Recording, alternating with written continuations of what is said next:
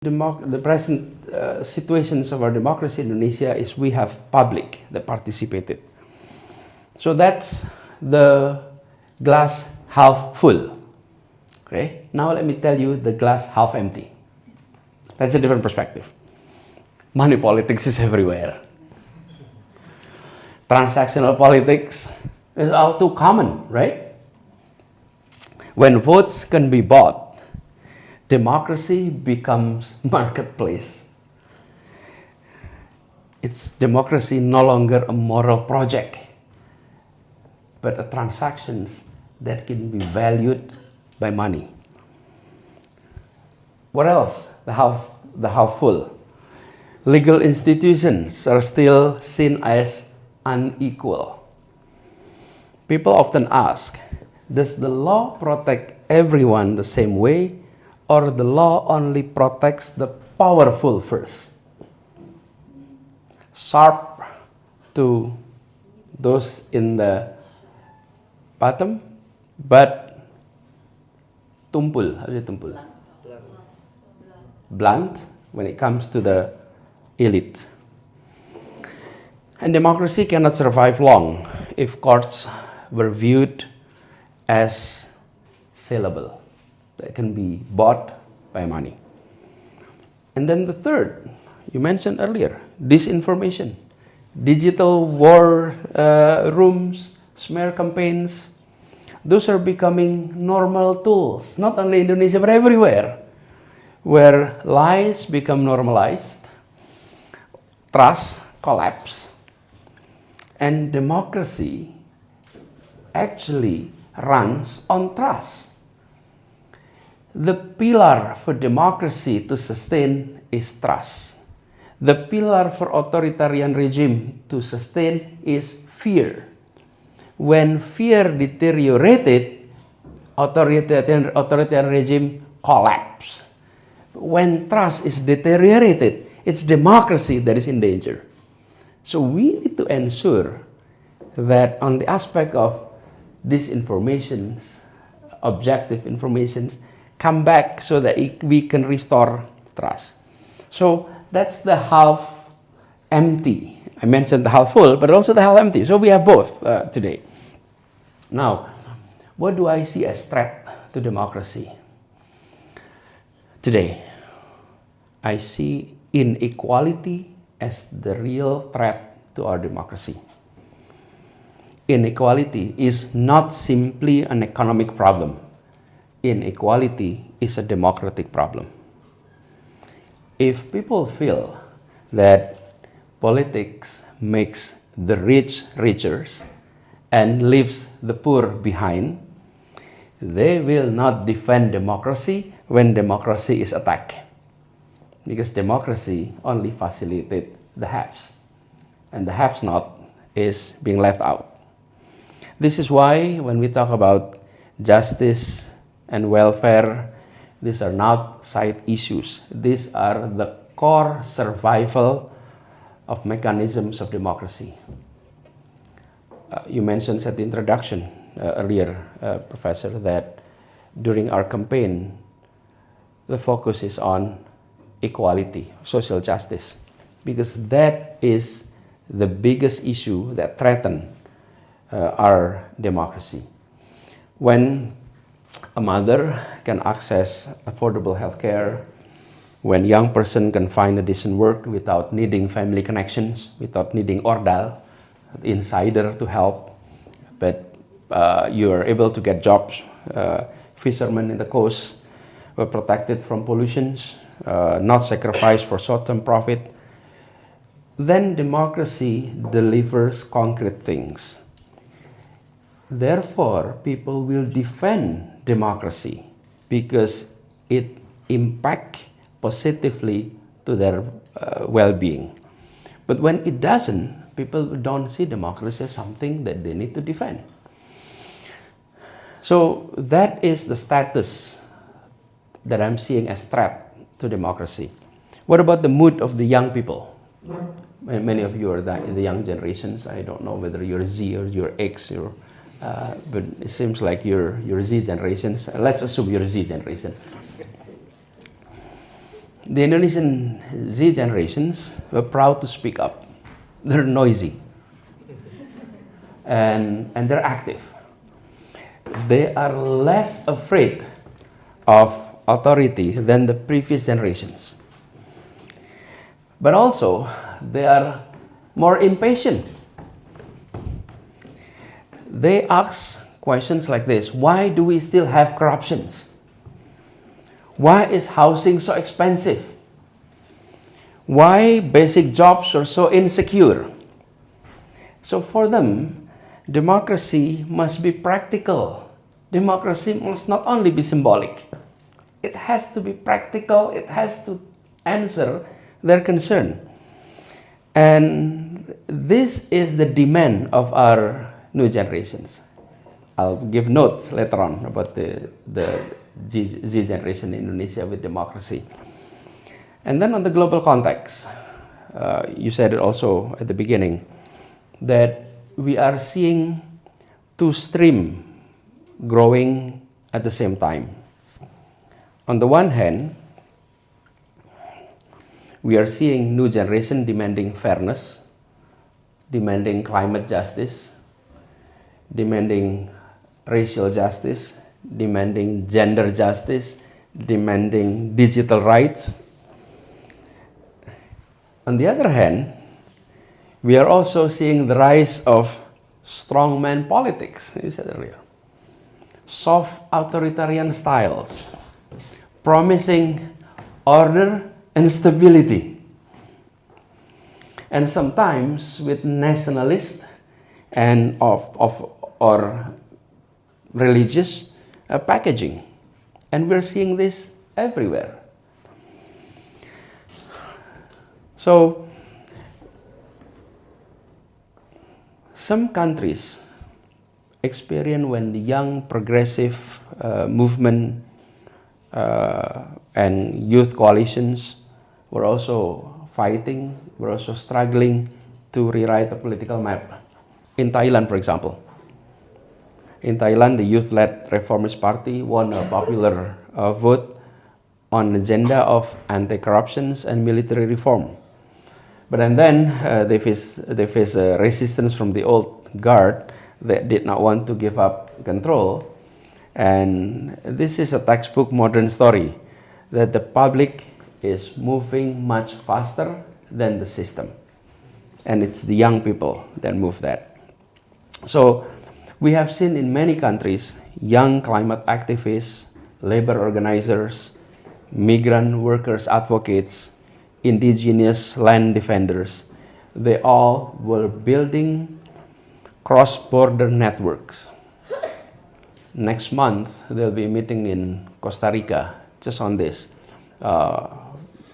that the pro-democratic activists across the globe were gathering, sharing their experience, sharing their knowledge and practical approach so that they can resist authoritarian regime in a collective way. So today, when we're talking about democracy, it is no longer a national issue. The pressures, the inspiration, the tactics now travel across borders. And Indonesia is part of that global conversations. And we like it or not, we're part of that approach. So the questions for us in Indonesia in 2025 is not only will we stay democracy, will we stay democratic, but it's a deeper questions. Will we stay relevant in a global democratic movement led by young people, or will become a cautionary tale? Because we were inspirations in the early days of our independence. Our reform in 1998 was also an inspiration. The question is, are we experiencing a decline on that? So, if I may then look to the future, here are a few agendas that I think we must push forward. This agenda is not about right and wrong. is not about left or right. This is about how we keep our democracy alive. Number one, democracy must deliver equality before the law. That's key. Without that, it's going to be very tough to defend democracy. So law cannot be a weapon to scare the critics and to protect the insiders. That's what we've been experiencing in the past few years. And citizens must see that corruption is punished. Whoever commits it, it must not be selectively punished. And it must not charge the innocents. And I've seen that. The innocents being charged. And ending this selective justice is not only legal reform, but this is to rebuild trust. So that's number one. Number two, democracy must deliver shared prosperity, what I call one prosperity. It's not only just nominal GDP. We talked about it with the lecture yesterday when one participant raised questions why in some region that have the highest GDP, regional GDP growth is experiencing extreme poverty when it's experiencing highest GDP growth rate. Well, again, because not enough jobs is provided, not enough issue of equality is being addressed. So we must complete the fourth agenda. One nation, one republic, one homeland, and now is the fourth one, one prosperity. And this means cheaper basic goods, fair wages, equal access to health and education, and better public services everywhere, including in the remote area, not only in the big cities. And I've experienced this in Jakarta. I remember when I started the job as governor, I just realized that Jakarta is the only city in the world that has archipelago as part of the city. There are cities that have island, but Jakarta is not only island. We have archipelago, 111 islands as part of the city. And when I visited those islands, it didn't feel like they're part of Jakarta. They are so behind in every aspect. So we made a promise that Jakarta has to be one prosperity, integrating their economy, integrating mobility, integrating public services. Yes, it costs us more than it used to be, but it creates the feeling of oneness to our citizens, including those who live in the islands. Well, out of 111 islands, not all islands were inhabited. But 11 islands were inhabited, and that's still a lot. And we provided basic infrastructures, including mobility. So the one card for public transport is usable in the islands as well as in the inland of Jakarta. But again, when we started this project in Jakarta, I mentioned to everyone, this is the capital city. This is 8% of the GDP. If our citizens who lives in the islands experiencing inequality of public services here in Jakarta, how can we promise those living far away from Jakarta that they will one day experiencing quality and equal services? So we need to fix that, at least in the capital city. So that's the second issue. The third one, democracy must protect everyday life, not just borders. And we know that climate issues is also related to democracy. When floods keep hitting coastal communities, including Jakarta and coastal communities, when fishermen lose their catch because waters are polluted or water are much warmer, this is no longer an environmental issue, but this is a fairness issue. So the state is no longer able to ignore ecological damages, because when it is being ignored, it's like the state telling the poor that your lives were cheaper because they suffer the most because of our failure in making sure the democratic process is protecting everyone. The fourth is we must ensure that democracy includes participation, not just consultation. So there's different thing between participating and being consulted. What's needed is truly participation. I mentioned earlier about Jakarta experience. The fifth one, that democracy must defend pluralism without apology. It must respect unity, but on the other hand, it also protect diversity. And Indonesia have gone through this. As we know, we have extreme diversity in terms of ethnicity, language, faith, class.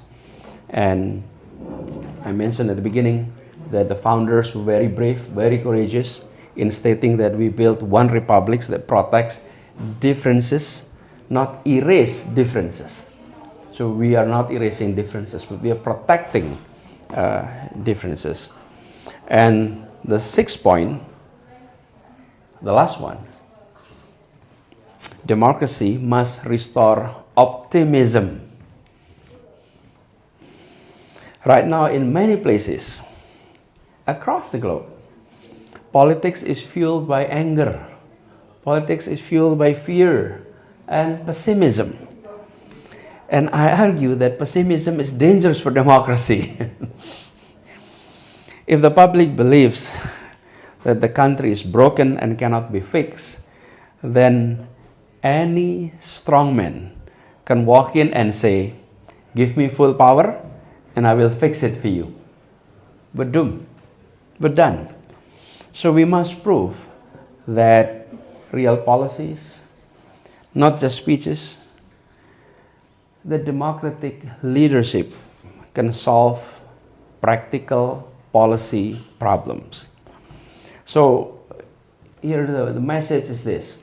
Hope is not marketing. Hope is policy that works and policy that is felt in daily life. So these are 6 agenda that I think is needed moving up to the future. And let me close my session here by quoting someone who has been fighting for freedom for more than half of his life, Nelson Mandela. Nelson Mandela once said, "It's always seemed impossible until it's done." Okay? It seems impossible until it's done. That line is not romantic, but it is very operational. It means we owe results, not only excuses. So democracy cannot survive only on ceremonies, hashtags, and election days selfies. We voted, we took a selfies, we posted. Democracy survives when a child in a fishing village can see a doctor in an easy way. Democracy can survive when the young graduate can find a decent work without bribing anyone. And democracy survives when citizens feel safe to criticize, feel safe to speak up, and safe to dream. And that is another issue. So I believe Indonesia's story is not finished. We still have a long way to go. Reformasi was not the final chapter. That was just one of 2 chapters we went through. And the chapter 3, I would say, the future, is we need to ensure that in the next 20 years, the agenda of one prosperity can be realized, that everyone across the archipelago is experiencing quality and equal stewards from the state. So, 3 final messages. Defending democracy is not about defending politicians, but defending democracy is about defending the people. And when the people feel seen, feel protected, feel respected, and able to rise, they will then defend democracy. The democracy will be consolidating and it deliver its promise. Thank you.